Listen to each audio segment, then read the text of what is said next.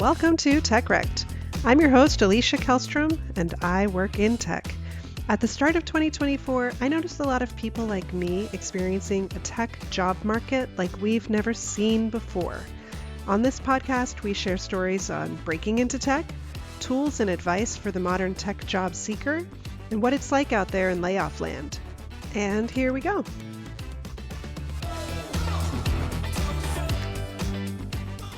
Hey everyone, welcome back to Tech Wrecked. Today we're chatting with my friend Allison McMillan. Allison and I met through a women's group that started during the pandemic. It was like just a networking thing. None of us really knew each other. I was invited by a coworker that I also had not met at my previous job, and we just started meeting every Monday night during the pandemic and have become a cohort of friends. And so, thank you for being on the show today, Allison. Great to have you. Yeah, thanks for having me. Awesome. I'm so glad. And I'll just tell everyone, we recorded the first 12 minutes of this episode already, but I forgot to hit record. So there's that. We're going to try and recreate the magic. Uh, so, Allison, what we usually do to start out the show is to kind of talk about where in the world of work are you, especially in tech specifically. So tell us a little bit about your background. Yeah. So right now I am a leadership consultant. So that means that I focus on three things. I am a fractional VP of engineering, usually for earlier stage startups, companies that need that perspective and experience level of a VP, somebody who's seen and done a lot of things, but maybe they don't need that person full time or they don't have the budget for that person full time. I also do one-on-one advising and mentoring on a whole variety of topics. And then I do meeting design and facilitation. This is really about helping groups both inside and outside of tech navigate transitions and change. So you have a group that's at point A, they need to get to point B. What does that process look like? What do those sessions look like? And how to sort of get them from that point A to that point B to be able to navigate that transition effectively. So that's what I do now. And then a little bit in terms of my background, I started my career in the nonprofit world as a nonprofit executive, and then I left. I started a startup. So I was a startup founder for about a year. Through that, I taught myself how to code. And then after that journey, officially transitioned into the tech world. And I've worked at big companies like GitHub, as well as a lot of smaller startups, consultancies, Series A, Series B kinds of companies. You've done it all. That's wild. You have such a well-rounded background. So you were in nonprofits and then you decided to go into coding. So what was that journey like? Yeah, so I had an idea for a startup. One of the things that I've always been really passionate about is community building and connecting people. It's, when I talk about my services and what I offer and how I landed on those, it's always about connecting people. And so my startup was about that, and I did the nights, weekends hustle thing to get some traction and to understand, and part of that was looking for a technical founder. And one of the things that I had heard through looking for a technical founder was well, you have to go to the meetups, you have to sort of walk the walk and not just say I know nothing about tech, but I'm looking for a person to join me. And through that, I was just really interested in the problems that were being solved and just how code solved those problems. And so a couple of friends and it was when boot camps were just starting to sort of get off the ground. And so a lot of the curricula was shared just on the internet and more broadly. And so a couple of friends and I were like, well, we don't really want to pay for this, but we want to learn how to code. And so we took those boot camp, those 12-week processes, and we cobbled together from a few different ones so we could put together something that we felt made sense. And then we just got really involved in the community, and we had lovely, wonderful folks sort of come and mentor us and look through our code. And I think that's one of the things that I'm always focused on is how can I learn, know, and do the things that I want to do without having to pay a lot of money in order to do them. So I'm always sort of looking for scrappy ways to find that education, to find the resources, to find the materials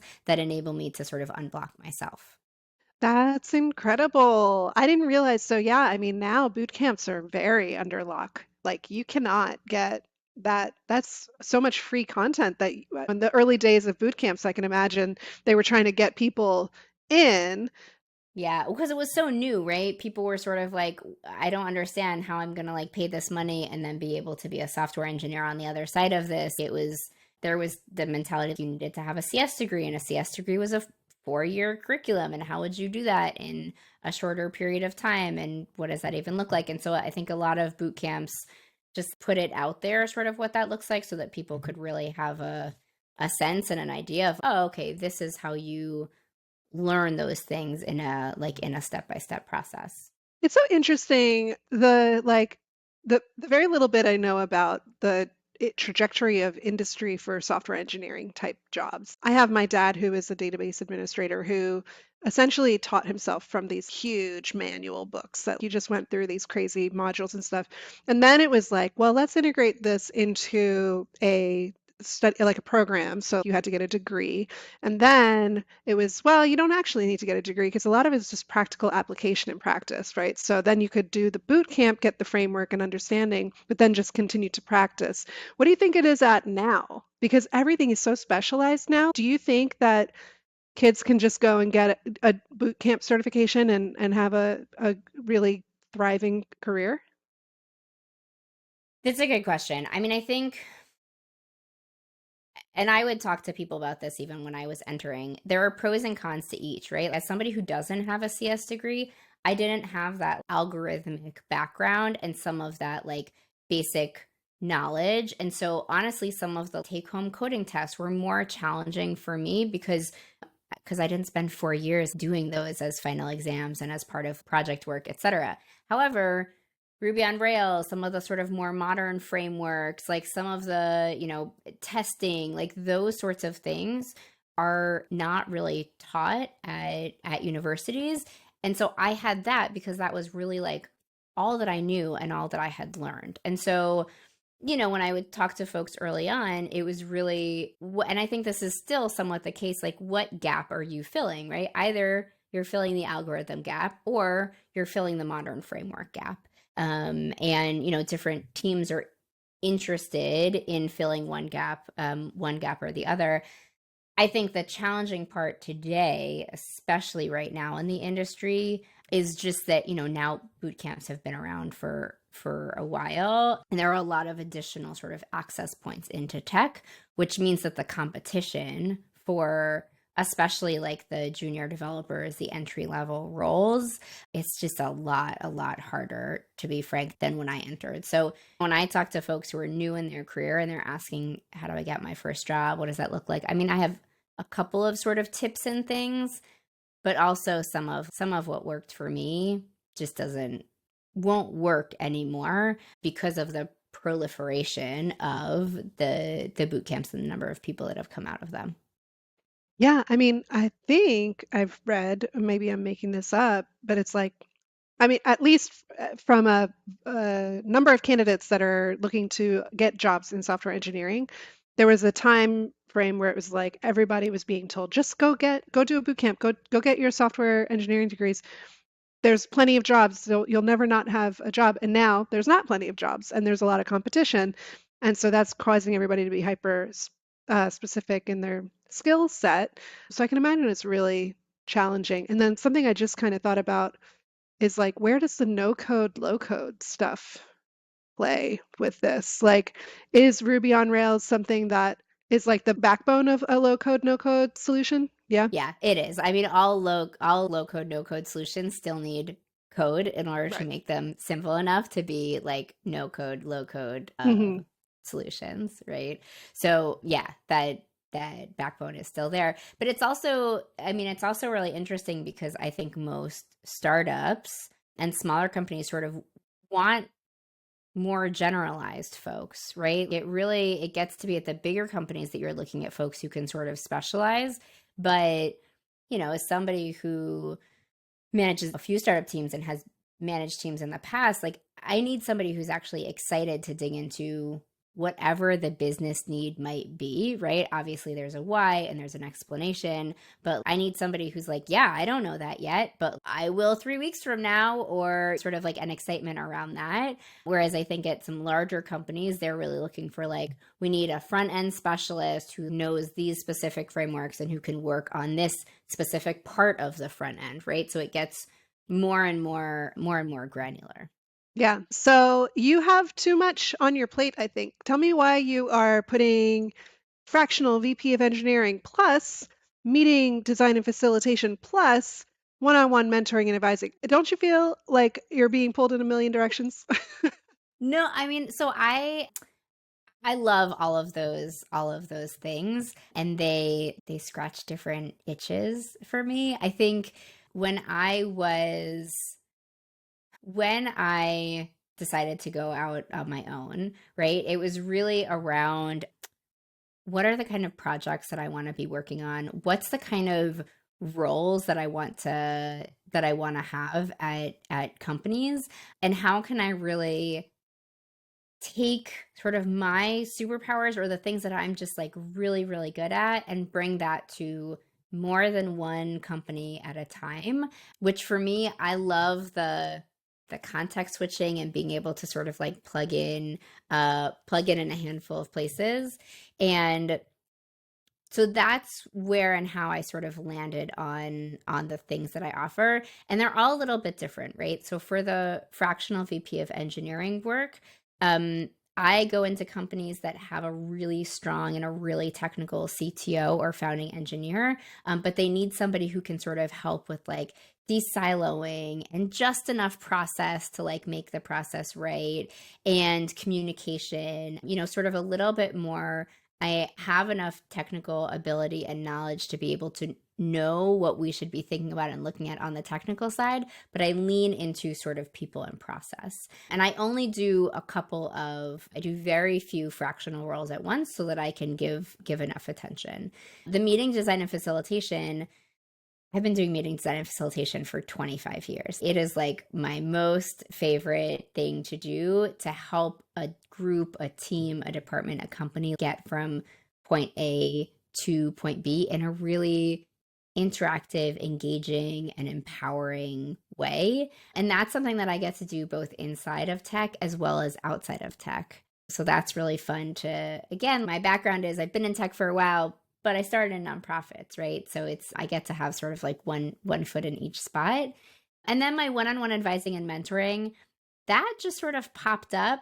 I'm actually in the process of sort of redoing my website to include that because it's not even on my website. It's not really a service that I've publicized, but I've had so many people come and say like, we are trying to do a reorg and we're not sure like what we should be thinking about or how people might react or how to communicate it. We want to hire our first engineer. What are some of the things that we should be thinking about? What does a good hiring process look like? And even with executives, I'm having this issue with my leadership team. You know, how do I navigate? How do I communicate, etc. So that one just organically popped up and fills little, gaps and things in between. Yeah, and I think your background is very nicely well-rounded to accommodate all of them, and it keeps your day-to-day very interesting, right? Like you don't have to be just solely focused on just one thing. I love that concept of like you're in and out of tech, like you can support, but honestly, I think every company at this point is a tech company, even like Yeah. nonprofits or whatever else. Everybody has a tech component to their current business. And another thing that I just realized is that you're kind of a serial entrepreneur because you had your initial startup journey and now you're doing this, and this is obviously very entrepreneurial, and it is one of my favorite things to call out in the podcast because I feel like all the people I'm interviewing are basically serial entrepreneurs. Yeah, it's funny because I mean, after my first startup, people always have been like, oh, when are you going to do another startup? And I feel like I'm still tired from my first startup. Like it was like 24/7. It was amazing, but it was also exhausting. And when I went out on my own, I was doing a lot of, especially at the beginning and still, like business building, connecting with folks, figuring out like what my product market fit is, right? What are the services that I can offer that are really benefit add for folks? And it was maybe 4 or 5 months into the journey that I was like, oh, I'm doing another startup. Like it's just the startup of, it's not a product. It's not essentially the thing that I'm selling is me and my expertise. But it took me a couple months in to be like, oh, right, this is that startup thing That's again. amazing. So yeah. What was your first startup? What was it geared around? It was focused on helping people find friends within their neighborhood. So it was before online to offline was like a thing. It was really back in the day, but it was this idea that I was living in Washington D.C. and a lot of people have shared common interests with somebody who's their neighbor or who lives on the same floor, the same apartment building, but you never know because nobody ever talks to each other and there really isn't like a good non-awkward way to figure that out. So this was basically a platform where people could talk about within their neighborhood the primary things that they were interested in, and then we would also connect them with a local establishment that was around, like not a corporate establishment, but really sort of also supporting local businesses that they could actually meet up in person around that thing that they were interested in. Uh, Wow. so yeah. That's wild. 'Cause I'm like part of a Facebook moms group that's like, local to the town. And they do meetups and stuff. So it sounds like that's similar. You kind of had built it out. So how did that go for you? It sounds like it took a lot of effort. What ended up happening? Yeah, I mean, ultimately, I had enough traction to leave my full-time job to explore it, but not enough traction to like to get investment. And I think through the year, basically I had allocated a certain amount of money and I was like, when this amount of money is gone, I if I do not have investment by this point, I have to shut down. It was This was in a time when people were very skeptical of like hyper local plays and businesses. And again, that sort of online to offline wasn't necessary. I think it's much more the norm today that you would meet or connect with someone online and then meet up at a coffee shop or sort of meet up then in person. But this was like really before. The only thing that was that online to offline connection when I had this startup was dating. That was like really the only sort of parallel platform. And so, but I learned a ton, and again, through it, I learned how to code, and I wore a bunch of new. I think in every role that I've had, I've always worn a lot of different hats, and then discovered new hats to wear and explore the information and mentorship and education around those new hats. And so, I feel like I now have all of those hats, all of those experiences, in me that I can use. So it's not just sort of like that engineering background. It's also, I have almost a full business school degree because when I worked at the University of Michigan, I was interested in those classes. And so I would email the professors and I would sit in. And so I have a bunch of business school education. I have product education. I have user experience. I have customer, just all of these sort of different things that I've picked up along the way. You're made to be a CEO. Yeah, I think so. It's interesting that you talk about finding friends in your neighborhood. Literally, this morning I started listening to Diary of a CEO's podcast with Simon Sinek. He's interviewing Simon Sinek, and he's co-authoring a book about making friends because people have lost the skill set of making friends, and especially grown people. Like outside of a college ecosystem and growing up. Like, how do you make friends? And it's one of the biggest driving factors of your longevity, actually. Yeah.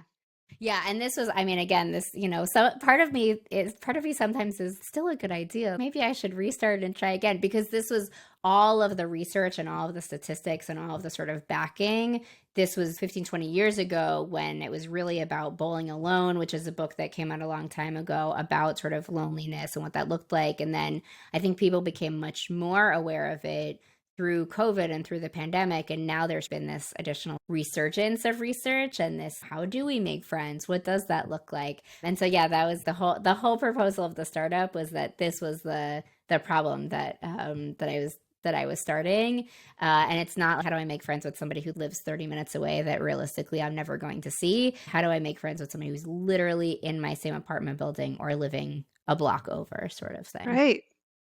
incredible. I would sign up for that app. So maybe you should rethink launching that again. The other thing I was going to say is that I had noticed in the last couple years that going fractional is more common. Like I'd not really heard about fractional consulting up until 2022, really. And there are online marketplaces for consulting talent that talk about fractional consulting. So is that kind of when you became aware of it as well, or has it been a concept for longer than that? That's a good question. I also think that when it was around, uh, I think it was probably around the same time, and there are folks that have been doing it for a while. I also think that it's gone through a few different iterations, right? And now there are questions around what is a player coach versus a fractional individual versus an advisor, and how do people call themselves different things, and what does it mean? There's also interim. There's like that Yeah. interim term is thrown in there sometimes. Yeah, I think it's more recently become more popular just as a term. I think that, well, I'll take that back a little bit. I think that the idea of fractional has been around maybe a little bit longer for sales and marketing, where it's a little easier to be fractional because of how your performance is measured.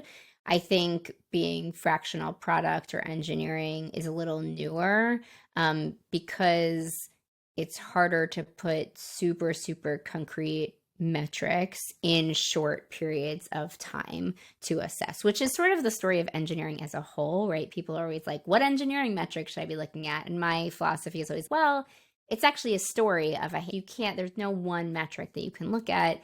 It's a story of a handful of metrics and how they sort of play together, and what they look like. That's always, I think, the challenge of engineers and engineering. And I think a lot of people look at engineering and they're like, oh, can you just pick a metric? Like, I think it's true though too for any sort of when you're trying to plug in external talent. This is someone who's not going to be here permanently and a part of this organization forever, so it's a time-bound thing. And so how do they work with your existing teams in a kind of paradigm of external, internal? It is hard to do measure that performance and success metrics because it takes time and you have to understand what you're looking for and what the immediate results you want to see. Okay. We are down to like no time, and we're obviously going to have part two, three, four, five, and talk more. But I want to allocate just a few minutes to your advice to the modern job seeker. Obviously, you're doing one-on-one mentorship and et cetera. So, what are you hearing, and what it would be like some really good advice for just folks who are looking to break into tech, pivot into a tech role, not necessarily like go try and find all the open source coding curriculum and teach it to yourself? yeah, I'm doing one-on-ones. I'm also hiring in a few different companies.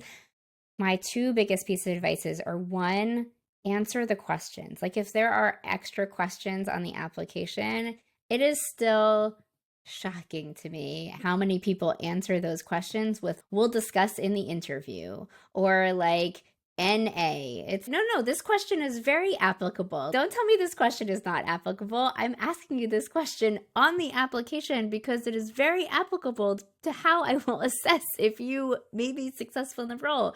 And I think, especially in today's market where there are so many applicants for every open role, really those questions, like they do make a difference, in my opinion, just to sort of get a better sense of who the person is. So that's the first one. The second one is always try to make your resume as skimmable as possible, right? There are so many applicants for roles that a hiring manager might spend 10 seconds just like skimming through your resume.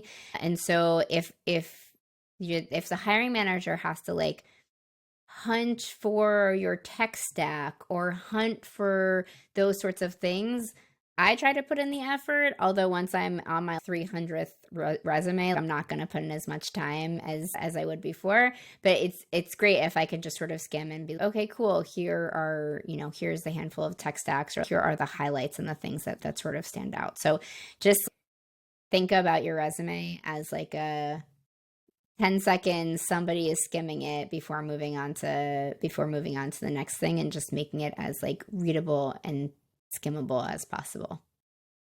That is very interesting. I don't know that I've seen like additional questions on job descriptions, but maybe that's more specific to like engineering.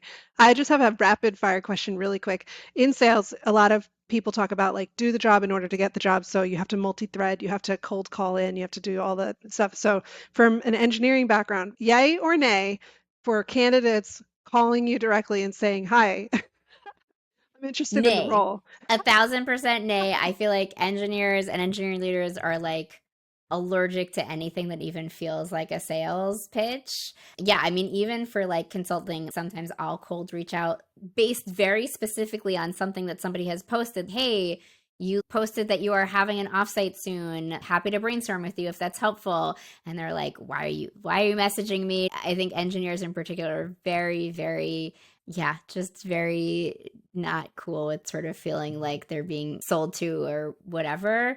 And so I would say for engineering roles, definitely a no in terms of cold outreach. Amazing. Thank you. I just maybe that'll be my rapid fire question at the end of every episode. But thank you so much for your time. Where can people find you if they want to, learn more about what you're offering?